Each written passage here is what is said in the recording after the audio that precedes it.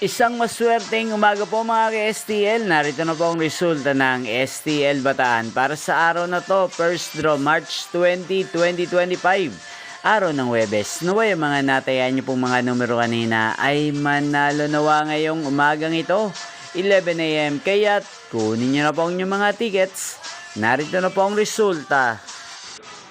Ang mga numerong nanalo sa STL Bataan ngayong umagang ito, March 20, 2025, 11 AM. First draw result, 37 at 17 in exact order. Sa lahat po ng tumaya kanina sa STL Bataan para sa first draw ng 37 at 17, congrats po sa inyo, panalo po kayo.